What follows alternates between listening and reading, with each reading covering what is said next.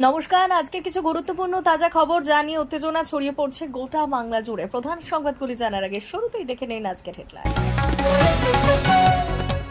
I love মোহাম্মদকে ঘিরে যোগীরাজ্যে কড়া অ্যাকশন, সেই স্লোগানই এবার খাস কলকাতায় শুরু বিতর্ক। সরকারি 10,000 স্মার্টফোন অঙ্গনওয়াড়ি কর্মীদের গলায় কাঁটা হয়ে গেছে, ফোন ব্যবহারের বাধ্যবাধকতা শুনলে চমকে যাবে। মাতাল কল্যাণকে বলবেন তৃণমূল সাংসদকে, সপাটে জবাব দিলেন শুভেন্দু। 160টি আসন নিয়ে বাংলার ক্ষমতায় বিজেপি, তৃণমূলকে চ্যালেঞ্জ ছুড়ে আত্মবিশ্বাসী কেন্দ্রীয় মন্ত্রী। এসআইআর নিয়ে ছটপটানি বাড়ছে তৃণমূলের, চুপ থাকতে না পেরে এবার হুঁশিয়ারি দিয়ে বসলেন কেষ্ট।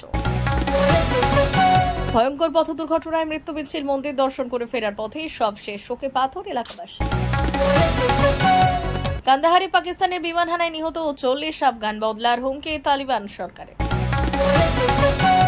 বাংলাদেশের বিমানবন্দরের কার্গো এলাকায় আগুন, দেখুন সেই আগুনের ভয়ঙ্কর ভিডিও। উল্টে যাবে সব হিসেব, একসঙ্গে এসএসসি 37টি মামলার শুনানি সুপ্রিম কোর্টের সামনে, বিরাট আপডেট। বিজেপি বিধায়কের জন্য ডান্ডায় তেল লাগানো আছে, প্রকাশ্য মঞ্চ থেকে হুমকি তৃণমূল নেতার, কোথায় পুলিশ প্রশাসন জেনে নিন। প্রিয় দর্শক, প্রতিদিন নিয়মিত খবর শোনার জন্য বাংলা বার্তা চ্যানেলটিকে সাবস্ক্রাইব করুন। আসছে বিস্তারিত খবর। আই লাভ মোহাম্মদকে ঘিরে যোগীরাজ্যে কড়া অ্যাকশন, সেই স্লোগানে এবার খাস কলকাতায় শুরু বিতর্ক। সাম্প্রতিক সময়ে রীতিমতো আলোচনার কেন্দ্রবিন্দুতে রয়েছে আই লাভ মোহাম্মদ স্লোগানটি। একদিকে যেখানে এই স্লোগানকে ঘিরে সমগ্র উত্তরপ্রদেশ জুড়ে তুমুল বিতর্কের সৃষ্টি হয়েছে, সেই আবহেই খাস কলকাতায় আই লাভ মোহাম্মদ লেখা ব্যানার চোখে পড়েছে। কলকাতায় আই লাভ মোহাম্মদ লেখা ব্যানারে প্রাপ্ত তথ্য অনুযায়ী জানা গিয়েছে যে কলকাতার বড়বাজার এবং মোহাম্মদ আলী পার্ক সংলগ্ন এলাকায় এহেন ব্যানার রয়েছে। বিজেপির মুরলীধর স্ট্রিটে থাকা দলীয় কার্যালয়ে 2 কিলোমিটারের মধ্যে থাকায় ব্যানারই এখন আলোচনার বিষয়বস্তু হয়ে উঠেছে। যে স্লোগানকে ঘিরে যোগীরাজ্যে তুমুল অ্যাকশন পরিলক্ষিত হয়েছে, সেই স্লোগানই বঙ্গের স্বমহিমায় জ্বলজ্বল করছে। সরকারি 10,000 স্মার্টফোন অঙ্গনওয়াড়ি কর্মীদের গলায় কাঁটা হয়ে গেছে, ফোন ব্যবহারের বাধ্যবাধকতা শুনলে চমকে যাবেন।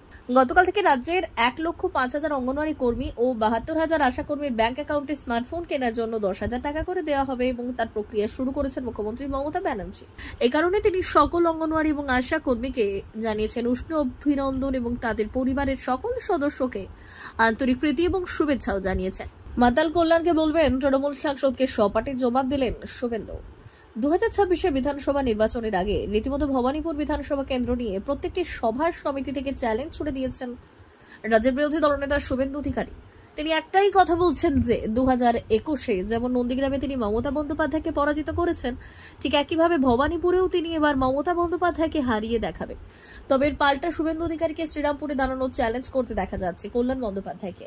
আর এবার সেই কল্যাণবাবুর মন্তব্যের পাল্টা জবাব দিতে গিয়ে রীতিমতো বিস্ফোরক মন্তব্য করলেন রাজ্যের বিরোধী দলনেতা শুভেন্দু অধিকারী, যাকে কেন্দ্র করে রীতিমতো শোরগোল পড়ে গিয়েছে রাজ্য রাজনীতি। 160টি আসন নিয়ে বাংলায় ক্ষমতায় বিজেপি, তৃণমূলকে চ্যালেঞ্জ ছুড়ে আত্মবিশ্বাসী কেন্দ্রীয় মন্ত্রী। 2026 বিধানসভা নির্বাচনের সময় যত এগিয়ে আসছে, ততই শাসক থেকে বিরোধী একে অপরের বিরুদ্ধে পাল্টা মন্তব্য শুরু করেছেন। তৃণমূলের দাবি তারা এবার আরো বেশি আসন নিয়ে ক্ষমতায় আসবে। তবে বিজেপির পাল্টা দাবি, নির্বাচনের আগে এসআইআর হবে, আর এসআইআর হলে অবৈধ ভোটারদের নাম বাদ যাবে, আর তাদের নাম বাদ গেলে তৃণমূলের আর ক্ষমতায় আসা হবে না। সেক্ষেত্রে বৈধ ভোটারদের ভোটাধিকার প্রয়োগের মধ্য দিয়ে রাজ্যের ক্ষমতায় আসবে বিজেপি বলেই দাবি করেছেন গেরুয়া শিবিরের নেতা কর্মীরা। আর এসবের মাঝেই এবার বিজেপি কত আসন নিয়ে রাজ্য ক্ষমতায় আসবে তার আগাম ভবিষ্যৎবাণী করে বসলেন কেন্দ্রীয় জাহাজ প্রতিমন্ত্রী শান্তনু ঠাকুর। প্রসঙ্গত, এতদিন শুভেন্দু অধিকারী থেকে শুরু করে সুকান্ত মজুমদারের মতো নেতা বারবার করে দাবি করেছেন যে পশ্চিমবঙ্গের ক্ষমতায় আসতে চলেছেন বিজেপি, আর নির্দিষ্ট কোনো সংখ্যা তারা বেঁধে না দিলেও এবার যে বিজেপি ক্ষমতায় আসছে সেই ব্যাপারে নিশ্চিত রাজ্য বিজেপির নেতারা। তবে এসআইআর এর সম্ভাবনা ক্রমশ প্রকট হওয়ার ফলে এবার রাজ্য বিজেপির ক্ষমতায় আসা নিয়ে যথেষ্ট আশাবাদী বনগাঁর বিজেপির সাংসদ তথা কেন্দ্রীয় মন্ত্রী শান্তনু ঠাকুর। বিজয় সম্মেলনের মঞ্চ থেকে তৃণমূলকে চ্যালেঞ্জ ছুড়ে 160টি আসন নিয়ে পশ্চিমবঙ্গের ক্ষমতায় আসবে বিজেপি বলে দাবি করেছেন তিনি। এসআইআর নিয়ে ছটপটানি বাড়ছে তৃণমূলের, চুপ থাকতে না পেরে এবার হুঁশিয়ারি দিয়ে বসলেন কেষ্ট। এই রাজ্যের শাসক দল তৃণমূল কংগ্রেসের এসআইআর এর আতঙ্কে যে রীতিমতো বিপর্যস্ত হয়ে পড়েছে তা তাদের নেতা নেত্রীদের বক্তব্যের মধ্য দিয়ে স্পষ্ট হয়ে যাচ্ছে। বিভিন্ন জায়গায় তৃণমূলের নেতা নেত্রীরা বক্তব্য রাখতে গিয়ে এসআইআর এর মধ্যে দিয়ে যদিও কারোর নাম বাদ যায়নি, তাও বাংলায় আগুন জ্বলবে বলে হুঁশিয়ারি দিচ্ছেন। অর্থাৎ তৃণমূল খুব ভালো মতোই জানেন যে এসআইআর হলে অবৈধ ভোটারদের নাম বাদ যাবে, আর এই অবৈধ ভোটারদের সাহায্যে তারা এতদিন জিতে এসেছে, তার জন্যই তাদের নাম বাদ গেলে যে আর তৃণমূল ক্ষমতায় থাকতে পারবে না তা বুঝতে পেরেই তাদের নেতাদের এই ধরনের হুমকি হুঁশিয়ারি বলে দাবি করেছেন বিরোধীরা।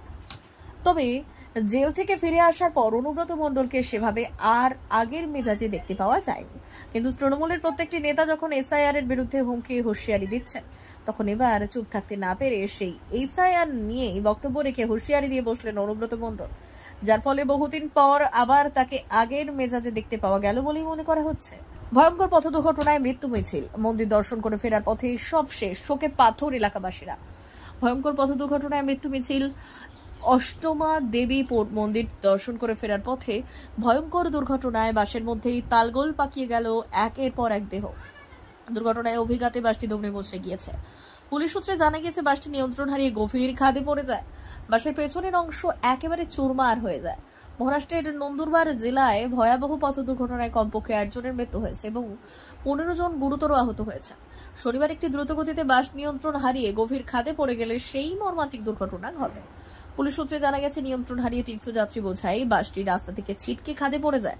খবর পেয়ে স্থানীয় প্রশাসন এবং উদ্ধারকারী দল দ্রুত ঘটনাস্থলে পৌঁছয় এবং উদ্ধার কাজ শুরু করে। কান্দাহারে পাকিস্তানের বিমান হানায় নিহত 40 আফগান, বদলার হুমকি তালিবান সরকারের। যুদ্ধবিরতি শেষ হতে না হতেই ফের আফগানিস্তান ঢুকে বিমান হামলা চালালো পাকিস্তানের সেনাবাহিনী। গতকাল অর্থাৎ শুক্রবার রাতে কান্দাহারের স্পিন বোলদাকে জেলার একাধিক জায়গায় এই হামলা চালানো হয়। মূলত আবাসিক এলাকা লক্ষ্য করে ওই হামলা চালায় পাক সেনা। হামলায় কমপক্ষে 40 জন নিহত এবং 170 জন আহত হয়েছে। এদের অধিকাংশই নারী ও শিশু। আফগানিস্তানের ভূখণ্ডে ঢুকে পাকিস্তান বিমান হামলা চালানোয় ক্ষোভে ফুঁসছে তালিবান সরকার। গত কয়েক সপ্তাহ ধরেই আফগানিস্তান এবং পাকিস্তানের মধ্যে সীমান্ত সংঘর্ষ চলছে। পরশু দুই দেশের মধ্যে নতুন করে সংঘর্ষ শুরু হওয়ায় আতঙ্কে দিন কাটাচ্ছেন সীমান্তের বাসিন্দারা। আর সেই যুদ্ধবিরতির সময়সীমা শেষ হতে না হতেই শুক্রবার রাতে আফগানিস্তানের পাকতিকা প্রদেশে ধারাবাহিক বিমান হামলা চালায় পাকিস্তান। বাংলাদেশের বিমানবন্দরে কার্গো এলাকায় আগুন, দেখুন সেই আগুনের ভয়ঙ্কর ভিডিও। শনিবার বাংলাদেশের ঢাকায় হযরত শাহজালাল আন্তর্জাতিক বিমানবন্দরের কার্গো এলাকায় ভয়াবহ আগুন লাগে। বাংলাদেশ এয়ারলাইন্সের মুখপাত্র কাউসার মাহমুদের মতে ঘটনাটি ঘটে দুপুর 2:15 দিকে। আর এই ঘটনার জেরেই বিমানবন্দর থেকে বিমান ওঠানামা পুরোপুরি বন্ধ হয়ে গিয়েছে। এটি বাংলাদেশের প্রধান বিমানবন্দর। আগুন নেভানোর কাজ শুরু করেছে দমকল বাহিনী। প্রায় 30টি ইঞ্জিন রয়েছে ঘটনাস্থলে। বাংলাদেশের ঢাকার হযরত শাহজালাল আন্তর্জাতিক বিমানবন্দরের কার্গো টার্মিনালে আগুন লেগেছে। সব ফ্লাইট স্থগিত করা হয়েছে।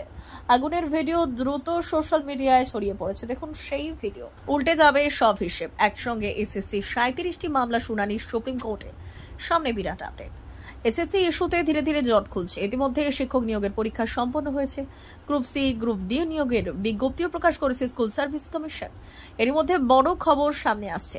আগামী 29 অক্টোবর 2025 সুপ্রিম কোর্টে এক মেগা শুনানি অনুষ্ঠিত হতে চলেছে। সূত্রের খবর, সেই দিন এসএসসি সংক্রান্ত মোট 37টি মামলা একসঙ্গে শুনানির জন্য তালিকাভুক্ত হতে চলেছে। সুপ্রিম কোর্টের বিচারপতি সঞ্জয় কুমার এবং বিচারপতি অলোক আধারির বেঞ্চে পশ্চিমবঙ্গ স্কুল সার্ভিস কমিশন সংক্রান্ত মোট 37টি মামলার শুনানি হবে। এর মধ্যে মূল মামলাটি হল বিবেক ফারিয়া অ্যান্ড ওরস বনাম পশ্চিমবঙ্গ সরকার। এই মূল মামলাটির সঙ্গে আরও 36টি মামলাকে ট্যাগ করা হয়েছে। পূর্বে 2016 সালের নিয়ম অনুযায়ী গ্র্যাজুয়েশন বা পোস্ট গ্র্যাজুয়েশন 45% নম্বর থাকলে প্রার্থীরা আবেদন করতে পারবেন। আদালত বলেছিল এই প্রার্থীদের ওপর নতুন করে 50% নম্বরের শর্ত জোর করে চাপিয়ে দেওয়া যাবে না। পরবর্তীকালে এর প্রেক্ষিতেই একাধিক মামলা দায়ের হয় আদালতে, যার মধ্যে অধিকাংশই দায়ের হয় পূর্ববর্তী আদেশের মডিফিকেশন অথবা ক্ল্যারিফিকেশনসে। এছাড়াও আরও একাধিক মামলা যুক্ত হয়। এবার সেই সমস্ত মামলার একসঙ্গে শুনানি হতে চলেছে আগামী 29 তারিখ। বিজেপি বিধায়কের জন্য ডান্ডায় তেল লাগানো আছে, প্রকাশ্য মঞ্চ থেকে হুমকি তৃণমূল নেতার। কোথায় পুলিশ প্রশাসন?